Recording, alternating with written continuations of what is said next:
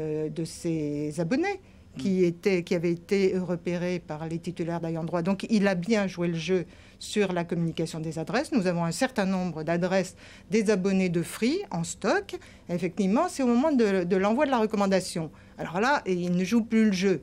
On va laisser passer le fait qu'il a une obligation légale. Je veux simplement, moi, dire que pour ses abonnés, ça leur est préjudiciable. Ils ne sauront pas qu'ils sont repérés, c'est ça? Non, parce que ce n'est pas parce que les envois des recommandations ne sont pas faites par le FAI que ça va nous empêcher de passer à la deuxième.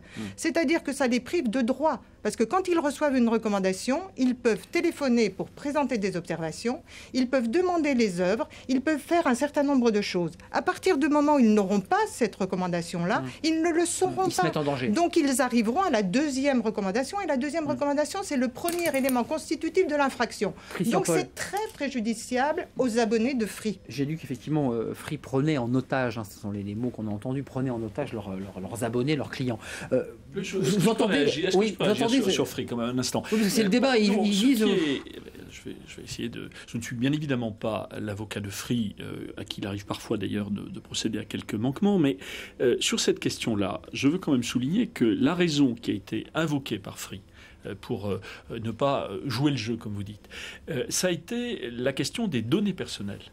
La conservation des données personnelles dans le cadre de cette procédure. Et effectivement, ça concerne la vie privée la liberté de chacun, de milliers de Français. Et donc, de ce point de vue, effectivement, Free dit à la DOPI, il y a un flou juridique. Le cadre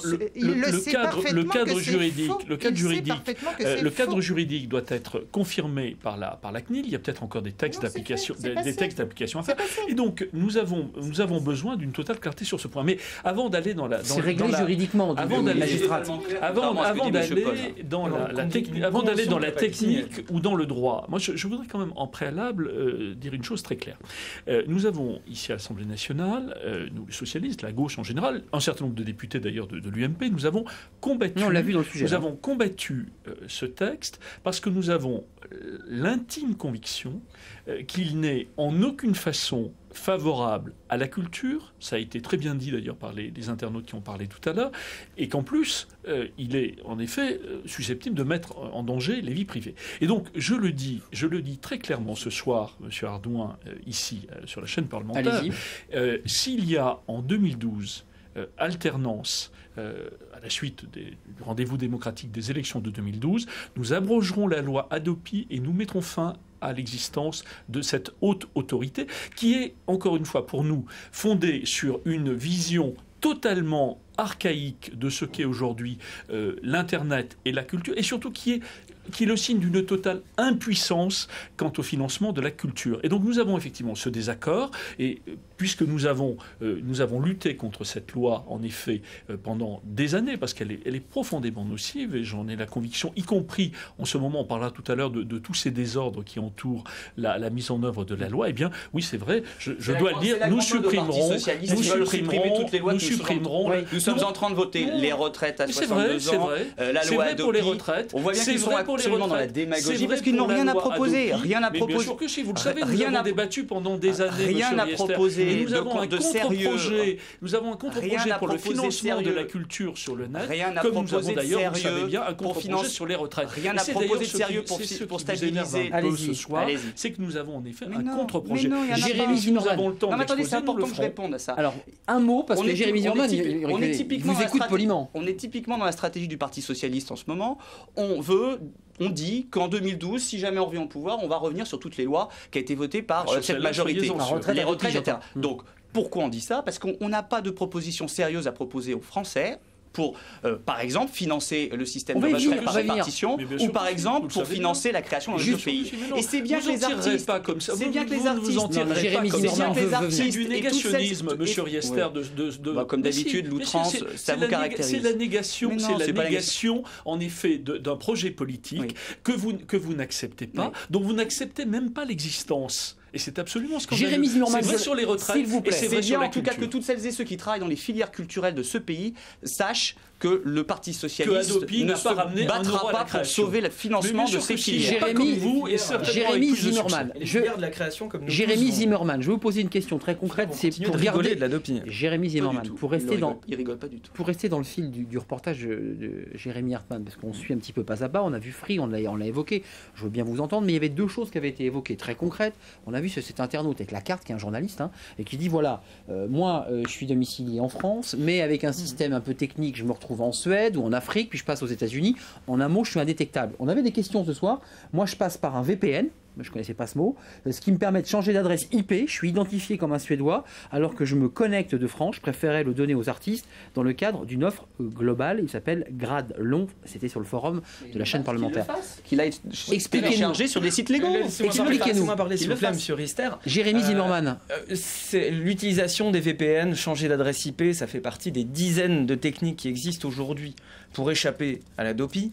Les plus simples étant de toute façon de partager sur des réseaux semi-privés ou privés plutôt que sur les réseaux publics. Et donc ça n'est même pas la question centrale de comment contourner la dopie, parce que tout le monde en rigole sur les forums, tout le monde se marre en regardant la dopie. Techniquement, c'est basiquement techniquement. C'est technique. Le principe, la base de la dopie, c'est qu'il y a ces sociétés privées qu'on appelle, nous, les polices privées du net, parce qu'on les voit surveiller des espaces publics, constater des supposées infractions et relever des preuves. Donc c'est les prestataires de la dopie. Oui, mais ce sont des missions qui relèvent normalement de la police. Laissez-moi parler, s'il vous plaît. Des missions qui relèvent de la police, qui sont de surveiller des espaces publics et de collecter des preuves et de constater des infractions, donc qui sont confiées à des acteurs privés. Ça, pour nous, c'est quelque chose de grave, de dangereux. Dans un état de droit, on ne confie pas des missions de police à des acteurs privés. Donc ça, c'est un point. Mais surtout, assermentés de rien du tout. C'est des acteurs privés qui ont un coup de tampon au ministère de la Culture. C'est rien du tout. Leur assermentation, vous savez comme moi que c'est n'importe qui peut l'obtenir. Voilà, c'est la loi. Si la loi est mal faite, on peut critiquer la loi. Bon, donc des moyens de contournement, il y en a beaucoup, parce que tout dans la dopie est basé sur la collecte de ces adresses IP, et que ces adresses IP ne sont pas des preuves. Virtual Private Network, le VPN. Attendez, j'aimerais juste finir ce point-là. Tout est basé sur des séries de chiffres qui sont relevés par des acteurs privés. L'envoi des mails, les lettres recommandées, les accusations, les dossiers devant les juges, tout repose là-dessus. Et bien nous, le pari qu'on fait, et c'est pour ça qu'on dit Adopi, même pas peur, et c'est pour ça qu'on en rigole. C'est écrit sur votre t-shirt. C'est écrit sur mon t-shirt, c'est que ces adresses IP n'ont aucune valeur, que ces relevés n'ont aucune valeur, et que les mails envoyés par l'Adopi ont la valeur juridique d'un spam. Voilà. Ça, c'est notre... Thomas, juste un petit mot, parce que vous vouliez intervenir si on ne pourrait pas parler. Et ensuite, évidemment, Franck Rister qui voulait réagir à cette question de la police privée, parce que c'est un vrai débat. Thomas, dites-nous votre intervention. Oui, à propos de spam, justement. C'est à propos du premier mail qui est envoyé. Qu'est-ce qui se passe pour l'internaute s'il ne reçoit pas ce mail, si jamais il passe en spam, ou alors si, pour une raison technique X ou Y, il ne reçoit pas le mail? Alors d'abord les acteurs et ensuite Jérémy Zimmermann. Ouais, peut-être Mireille Imbert-Carreta. Oui, parce que dites-nous techniquement, parce que ceux qui nous regardent, comment? Non, mais c'est important. Ils ont un peu peur, leur mail passe en spam. Le mécanisme de la réponse graduée, c'est la CP. Le premier renvoi avertissement doit être fait par mail. Mais effectivement, dans la loi, on prévoit qu'on ne relève pas toujours sa boîte mail, que ce n'est pas le destinataire qui peut le... Bon. Donc la loi a prévu que le deuxième avertissement doit être fait également par mail, mais aussi couplé par une lettre remise contre signature, où là, c'est à l'abonné, pour être sûr que l'abonné aura... Lettre recommandée, c'est pas pour... C'est une lettre recommandée. Et vous l'avez dit tout à l'heure, cette lettre recommandée est constitutive de l'infraction. C'est le premier élément constitutif de l'infraction. C'est ce que vous avez dit tout à l'heure, oui. Je n'ai pas dit que c'était l'infraction, j'ai dit que c'était le premier élément. Donc des abonnés vont recevoir juste cette lettre recommandée, qui est le premier élément constitutif de l'infraction, alors qu'ils n'auront pas eu de mail dans leur boîte. Et c'est une des failles du projet. Mais moi j'ai dit que pour vous, il y aura des internautes qui vont porter plainte, se défendre, prendre un avocat. C'est évident, ça ira jusqu'à la Cour européenne des droits de l'homme s'il le faut. Ça, je vous le garantis. Je vous le garantis. Et vous verrez, on va continuer d'en rire jusqu'à 2012 et au-delà. Je crois, M. Ardon, qu'il y a beaucoup de... Et Franck Rister, je vous entends sur cette police privée, parce que c'est un mot qui vous a agacé. Il y a beaucoup de désordre qui entoure la mise en œuvre de cette loi. Maintenant, j'ai dit ce que nous en pensions pour l'avenir. C'est une loi, je l'espère, à durée déterminée. La force du Parti socialiste. Tout ça va. Vous ne faites pas une politique de courage quand vous faites une illusion sécuritaire. C'est plus facile de dire aux gens qu'ils doivent travailler plus longtemps. C'est plus difficile aux gens de dire qu'ils doivent payer la machine devant des lobbies. C'est plus facile de plier les chines devant des lobbies que de faire le droit en créant un équilibre des droits entre la culture, les opérateurs et les internautes. Mais je crois que ce qui est très inquiétant, en effet, c'est le désordre qui s'installe. Et j'en donnerai simplement trois exemples. Il y a la question des données personnelles. La question des données personnelles, effectivement, le lièvre a été levé en quelque sorte par Free. Il y a la question des logiciels de contrôle. On avait dit, mais effectivement, on risque de pirater votre box, mais avec des logiciels de contrôle. Expliquez-nous ça, parce qu'on se dit qu'on peut se faire pirater alors qu'on n'a rien fait. Voilà, et donc on peut pirater votre ordinateur parce que le gamin du voisin est venu passer le mercredi après-midi à la maison. Donc ce risque-là, il est réel. Donc aujourd'hui, les logiciels de contrôle, visiblement, ne sont pas réellement. Il faut sécuriser son accès. Voilà, que ce soit pour l'accès ou pour les logiciels. La troisième chose qui est quand même assez préoccupante, c'est quand même la hotline de l'Adopi.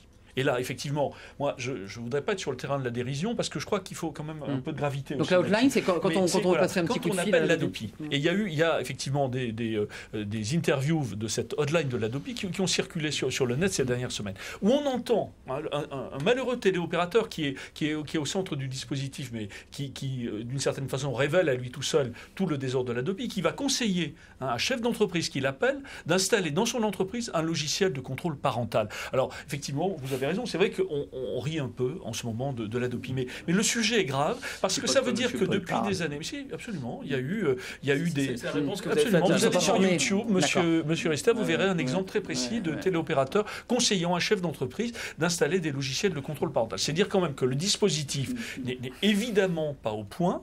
1 an après le vote de la loi, 10 ans après le début de la controverse, et 10 années, je tiens à le redire, pendant lequel, en effet, le soutien à la création dans ce pays s'est profondément dévalorisé, et Adopi n'y a rien changé. Et Mireille Imbert-Carreta, il y a deux choses. D'abord, il y a ce mot, parce que je vois qu'on nous le traduise, parce que ceux qui ne se téléchargent pas, qui ne sont pas forcément sur Internet, cette police privée qui surveillerait au service. Des agents assermentés. Expliquez-nous. Dans les sociétés privées, tout de même. Dans les sociétés d'auteurs qui identifient... Non, TMG, c'est pas une société d'auteurs. Oui, c'est financé par les sociétés. Voilà, donc des sociétés privées financées par les auteurs qui ont donc un intérêt économique dans l'action. Franck Rister. Oui, c'est pas facile de parler. Vous voyez le type d'échange qu'on peut avoir avec M. Paul et M. Zimmermann. Je suis un peu habitué, ça fait des...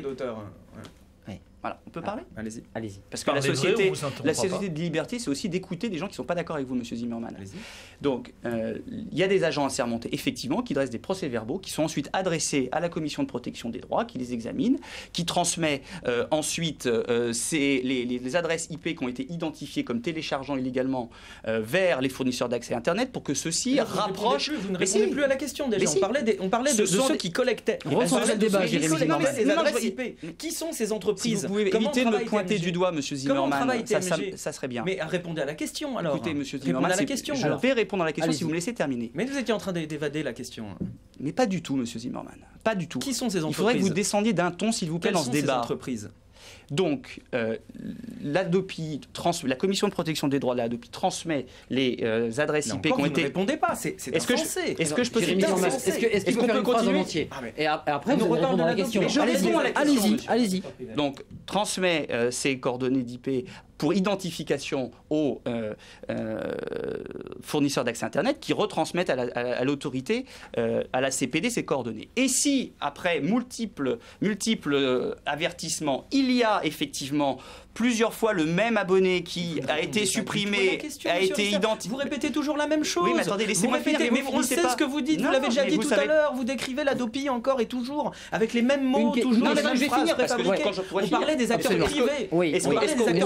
Oui, Jérémy Zimmermann, Franck Rister veut terminer sur la question de ceux qui contrôlent, de ceux qui surveillent. C'est ça qui est... Il y a la question... Oui, c'est ce que je fais. Et in fine, si jamais il s'avère que il y a une somme de téléchargement illégal, à ce moment-là, c'est un juge qui prendra éventuellement la décision de sanction. Donc on voit bien que ce n'est pas des polices privées qui sont en train de... C'était pas dans le loi au départ. Oui, d'accord, grâce au Conseil constitutionnel. On parle de ceux qui collectent les preuves, pas de ceux qui rendent la sanction. Mais si, parce que c'est important. Parce que, M. Zimmermann, vous faites peur aux gens en leur disant que ce sont des polices privées. On leur dit que même pas peur. On leur dit au contraire de ne pas avoir peur parce que tout ça repose sur du polices privées qui prennent des décisions, ce sont les juges. Un juge judiciaire. Et un magistrat à côté de nous. Qui collecte les preuves? Qui surveille les réseaux publics? Vous n'avez pas répondu à la question. Ce sont des agents assermentés qui sont prévus par la loi, qui sont financés. Quelles sont ces entreprises? Qui sont financées. Quelles sont ces entreprises? Comment fonctionnent-elles? Par exemple, une entreprise comme TMG. Ce sont donc des entreprises privées. Voilà, c'est dit. Donc c'est des entreprises privées qui surveillent des Jérémy Zimmermann. Et collectent des preuves. Regardez. Ne faites pas peur aux gens. Même si vous avez un t-shirt, même pas peur. Même pas peur. Juste Jean-Baptiste et ensuite Mireille Imbert-Carretta. Jean-Baptiste, je vous ai vu écouter avec intérêt. Là, dites-nous, on vous a perdu, plus de connexion, on vous retrouve. Mireille Imbert-Carretta, vous vouliez intervenir dans cet échange parce qu'il y a quand même un débat là sur la liberté individuelle et sur qui contrôle. Non, mais je voudrais simplement, parce que on lit très attentivement à la Commission de protection des droits à la DOPI les inquiétudes qui sont sur le net